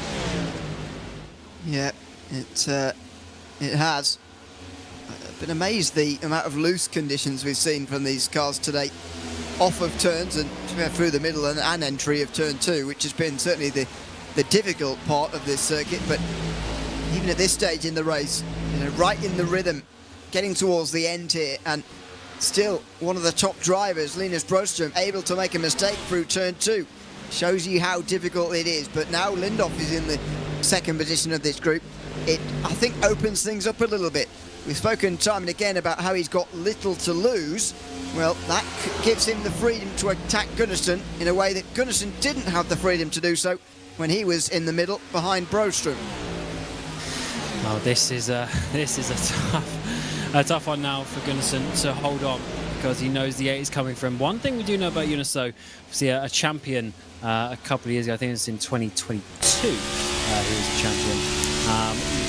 Definitely knows what he's doing in this series, definitely experienced enough. But one thing that always stands out is he generally remains the most calm in these situations. We saw a couple of years ago, there was a race, he ran out of fuel. I can't remember what race, it might have actually been the Iowa race. He ran out of fuel, and in the end it was Broström who won. But he was so calm, running such a long stint, trying to save that fuel, keeping the pace. And this is exactly what he needs to do. 5 laps to go to hold on, with Lindhoff screaming and chasing down him as we get on to lap 79, and it is really getting close. Motin and Ericsson, they swap around in the background. That is for 6th position. These are going to be some solid points for those guys. Motin up 16 places. Well, yeah, and he does consolidate that as well towards turn 1. I didn't think that was such a done deal, actually, but it was. And Robert Ericsson looks to respond immediately here. Well, respond by shoving him in towards turn 2. Not in a bad way. Bit of bump draft on the way towards the second turn. Kenneth Tier and Lars Boker right in behind them as well. So this has been one of the more lively groups. And obviously we don't focus on these guys quite as much because they're not championship contenders quite, and they're not fighting for a top 3 either. But they've been very lively so far. And that's Kenneth Tier searching high and wide and going to turn underneath Robert Ericsson as well as he comes onto the front straight. Oh, and these are tricky battles, and we could see what we saw with Tier earlier, getting spun around. but hopefully not. We're going side by side in towards the first corner. Ericsson on the outside, Tyr on the inside line for 7th position. He's going to hold it down, and the outside line is normally pretty good, but I think Ericsson's gone a little bit too wide, so Tyr's going to come up and block that one off, and Lars Bulka is going to be trying to get involved. Remember, Bulka was a lap down at one point, now battling inside the top 10 and looking fairly strong. Yeah, certainly is. Which is remarkable the way these races change. And drivers go up and down the field a little bit yo-yo-ish for some of these drivers anyway. 3 laps to go, and suddenly Dan Holmer, by the way, has been dragged towards all of this as well. He's now over 2 seconds behind Jesper Eriksson. Just wonder whether that 2-tyre call is starting to bite him a little bit, but he's got time on his side because there isn't much of it left. Yeah, it's not much, but it looks to be about 2/10 or so a lap that he's losing that he would want, and by that rate Gunnarsson might just have enough, but Gunnarsson is having to hold on his own battle. The number 8 getting so close through turn number 1. Just 2 laps remain at the end of this lap, and that is a very tricky situation to be in for Gunnarsson as he tries to chase down Holmer, but he's got to look in his mirrors the whole time. Yeah, these are going to be high-pressure laps for Gunnarsson here, and he'll be conflicted too. He'll want to catch Holmer, because I think it is very possible, but he will not be let off the hook by Henrik Lindhoff, and he'll know that. He'll know that he has to keep an eye on his mirrors. Fortunately for him, Linus Broström hasn't been able to keep up with him ever since he made that mistake, and so it looks like Linus is going to finish in 5th position. That, I think, would give him a 4-point deficit, by the way, to Alexander Alsen going into the last round. And that is an exciting prospect to be so close, where maybe even at Las Vegas, a lead lap here or there could secure the championship, depending on how close they finish on the track. Ericsson leads, 1.5 laps to go. Holmer in 2nd place. Half a second behind them is this battle. Gunnarsson is leading the way, but Lindhoff is putting all the pressure on, as he has done so for the last 10 or so laps. Everyone is sliding wide, getting close to the exit of turn number 2, but Holmer is well within the sights now of Gunnarsson. Yeah, he's just going to run out of laps, I think, Gunnarsson. The white flag's being readied. There'll be 1 lap to go for Jesper Eriksson out front, who's rather dominated this race. He's not quite led as many laps as he probably deserved to even, and he's led the majority of the race anyway. It's been a pretty dominant performance from him. Gunnarsson chasing Holmer. He's just going to run out of time, and we'll see what Lindhoff throws at this at the end. Very nearly hit turn 2 in his search of this 3rd place last lap. And we had a tricky start to this race. Cautions came out left, right and centre, but since then we've had a couple of long green flag runs, well over 20 laps each, and it has been a day for this driver of Jesper Eriksson to show his form, and once again on a long green flag run he's able to eke out a couple of seconds over the course of the other drivers, and Triangel-3D 333 is going to go the way of the 37 Jesper Eriksson. He needed this. He's quite a way back in the points, but this gives him half an opportunity as we get to Las Vegas in a couple of weeks' time. And he's going to spin across the line in celebration as Jesper Eriksson wins here in Pocono. Holmer in 2nd place just about holds on to Gunnarsson by just about 1/10 of a second. Lindhoff will be there in 4th place, and Linus Broström will get 5th after struggling at the end. And where is Eriksson going to finish? He's going to be P12 for Alex Eriksson after a tricky day there for the 24. Your championship leader will just hold on by a few points as we get to Las Vegas. But today was all about Jesper Eriksson. Yeah, it certainly was at the front of the race, and he will celebrate a victory as well. Not quite been his season really when you compare it to last season, but our remarkable run in an overall prospect continues. Our 7th different winner for our 7th race of the season. Hopefully we can get it 8 in 8 with our last round in 2 weeks. And that will be very fun indeed. It was a hard race out there for our drivers, and to be honest, I'm sure some of them were ready for the checkered flag in terms of the fact that not many drivers could keep the car just in check around this lap, but one driver pretty much to make 0 mistakes all day was Jesper Eriksson, and spinning across the line in celebration just shows you how much control he had of that race. And Andrew's going to feed us some donuts. The Sim Race Sweden by Moser, driver of the 37, has his teammates alongside him as well. They had such control. They got 3 drivers in the top 4 And if it wasn't for that contact with Lindhoff and Fredriksson, which I'm sure the team bosses will be speaking to them about after the race, it would have been 4 from 4, I'm sure, at the front. But Pocono and the tricky triangle was a race to remember for some different reasons today for round 7 of the season. Ericsson takes victory with his teammate Holmer alongside him, and Gunnarsson will round out the podium. Lindhoff will finish in 4th place with Linus Broström in 5th. Kenneth Tier will just about hold on to Oscar Motin. I saw them weaving around in the background, and Motin, by a few hundredths of a second, keeps ahead of Lars Bulker in 8th. Ericsson and Fredriksson will round out the top 10. Ericsson also getting the fastest lap. Erling and Aronson inside the top 12, with the two Wallens in 13th and 14th place. Broström, Forsberg, Gantz, Uvenen, Helmbro and Kjellberg. The top 20, of course, most of these drivers at the end having big issues. We had the big one, with that final caution, certainly took out a lot of these drivers. Schott, Fagerberg, Loven, Skogland and Robert Karlsson, who didn't really get going today after that first lap incident. But we will move into the interviews and we'll try and get a bit of a word from these drivers. And let's, of course, start with the winner of the number 37, Jesper Eriksson. And to be honest, Jesper, it was a tricky race, as the track name suggests, out there for all of the drivers. But you looked like you had a lot of control out there. And I mean, clearly, even if it was just a few hundredths here and there, you were definitely the fastest driver today. Yeah, thank you, boys. It's definitely one of my favorite tracks, this one. This Indianapolis shares one corner, but these type of tracks are some of my favorites when it comes to oval. They are quite road coursey with the alternate corners and such, so I usually excel here, which I showed today, and finally getting a victory since, I don't know when, last year maybe. Yeah, absolutely. Finishing second to Oliver, thanks to late cautions and whatnot, weren't able to get the chance that day.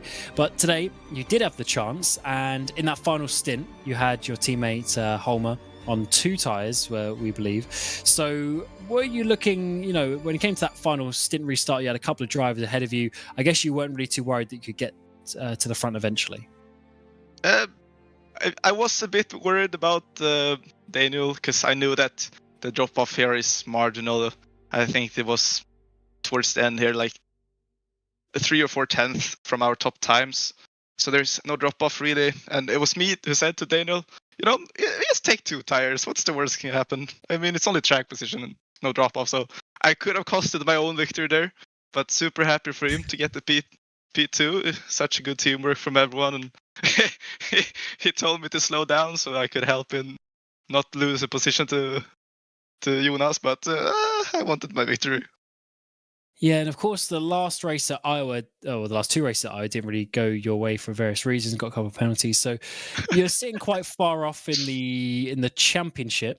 So I guess, yeah, even now just looking at the points, I haven't seen quite what you're going to gain on Alex today, but you're going to be quite far behind. But is that even what you're going to be looking at going into Las Vegas, or is it just a race win? I mean, for now, it's just race wins. I think this is my 38th victory in all of SCL, so I'm still changing. I'm still charging for 40. So if I can get the last 2, I mean, I'm there. I'm not really thinking about the championship at the moment after the absolute abysmal round Iowa was. So whatever's good happens, I'm just gonna take it. I'm just happy to be here and race each week. I was gonna say, but every week. Yeah, I love to hear that, the positivity, and hopefully you go well in a couple of weeks at Las Vegas. So yeah, we'll see you then, and well done on your victory. Thanks, boys. And then we will bring in his teammate of Dan Holmer, the number 79. Dan, you've won obviously a couple of races in this championship before, not so far this season. So you're so close there at the end, the final stint. But I guess just not quite enough with the 2 tires to hold on to Jesper. No, it was pretty sketchy in some corners. The back end just want to pass me out of the corners. So I need to be patient on the throttle.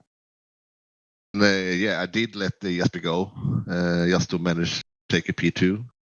Then Gunnarsson, he came up fast.